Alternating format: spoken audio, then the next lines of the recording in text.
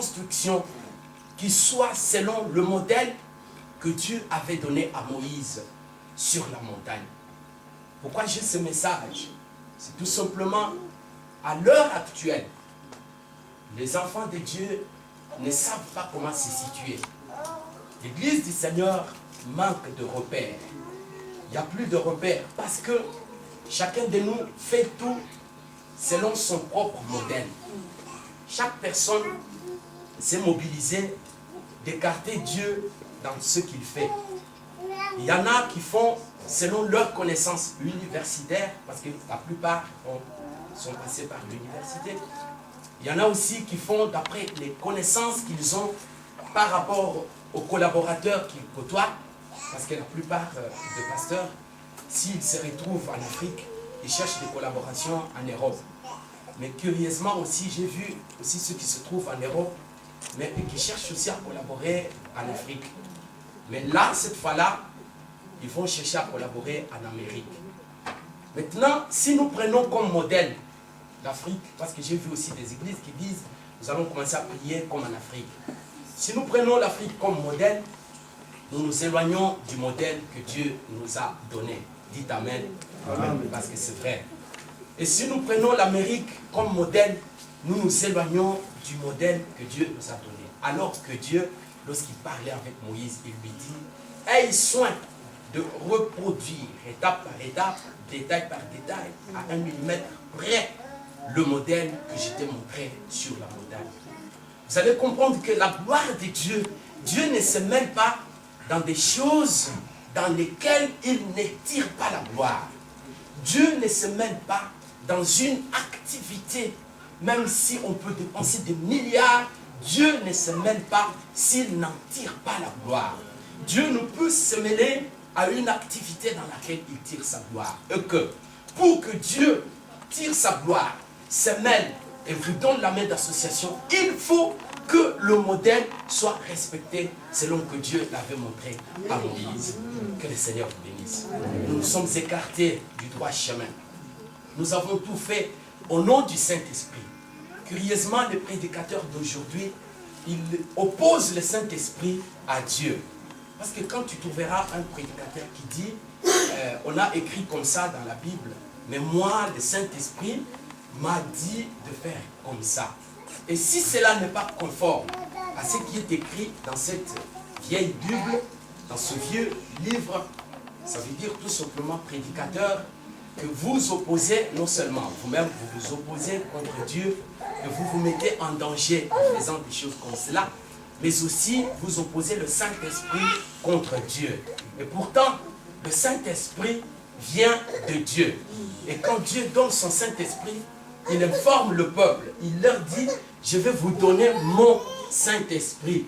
Et comment vous allez savoir que le Saint-Esprit que vous recevez vient exactement de moi?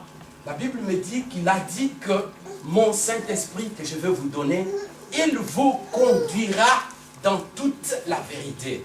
Ça veut dire tout simplement, frères et sœurs, que si mon Saint-Esprit ne m'a pas conduit dans toute la vérité, tel que c'est marqué dans la Bible, alors ce n'est pas un Saint-Esprit qui vient de la part du Seigneur.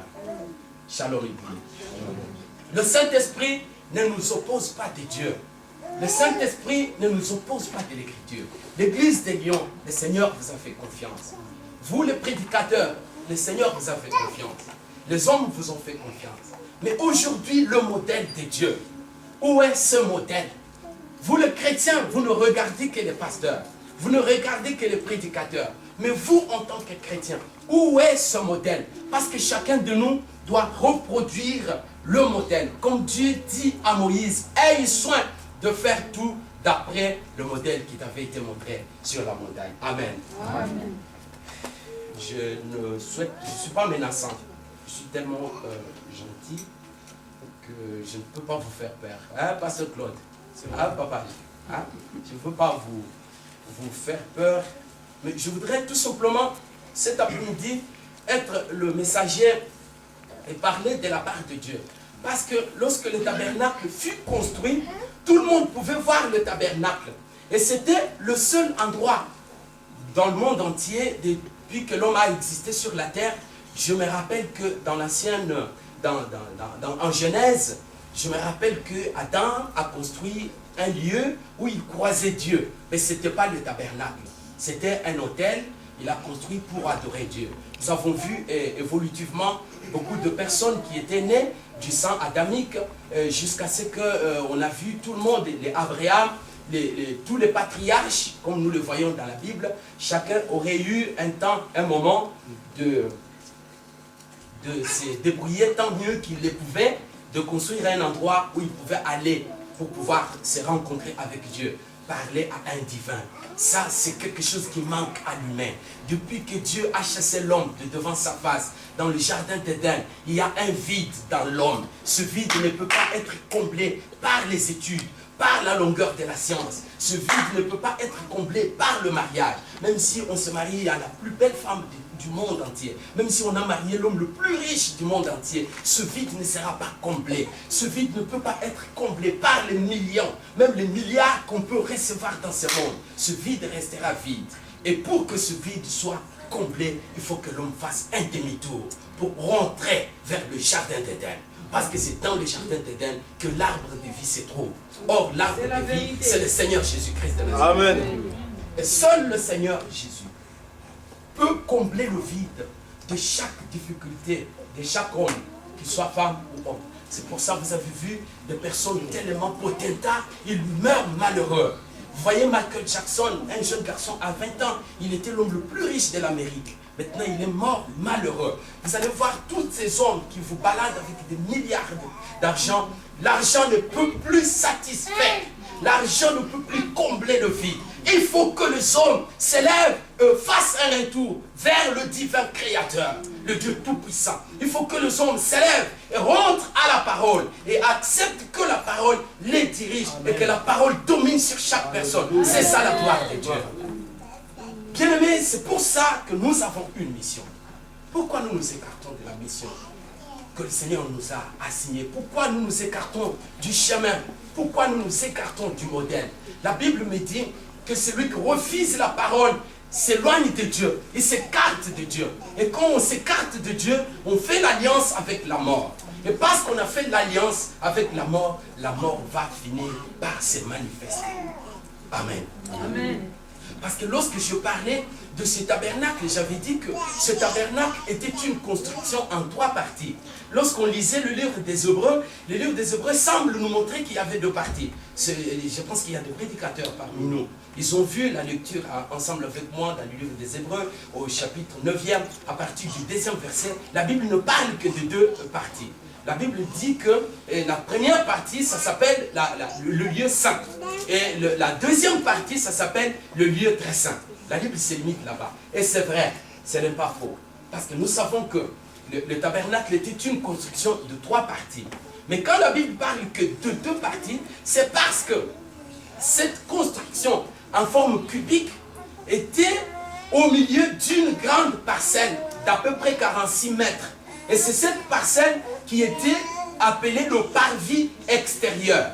C'est-à-dire que l'arche de l'alliance était cachée au milieu d'une grande parcelle qui était appelée le parvis extérieur.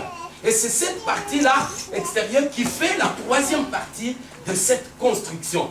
Parce que, bien aimé, au moment où on va parler du parvis extérieur, du lieu saint et du lieu très saint. Et quand on parle du lieu très saint, c'est un endroit que personne ne pouvait entrer, que seulement le souverain sacrificateur. Le souverain sacrificateur. Moïse, il n'était pas souverain sacrificateur. Moïse, lui, il était prophète. Vous voyez, et c'est lui qui recevait de la part de Dieu. Mais il est arrivé, pasteur Moukeni, que Moïse aussi est entré dans le lieu très saint. Et là-bas, il a croisé Dieu. Il a reçu l'ordre de la part de Dieu. Mais ça ne fait pas de lui le souverain sacrificateur. Le seul souverain sacrificateur que Dieu avait choisi, c'était Aaron, le frère aîné de Moïse. C'est celui-là qui avait l'autorisation, une seule fois par an, d'entrer dans les tabernacles. Et là-bas, il croisait Dieu.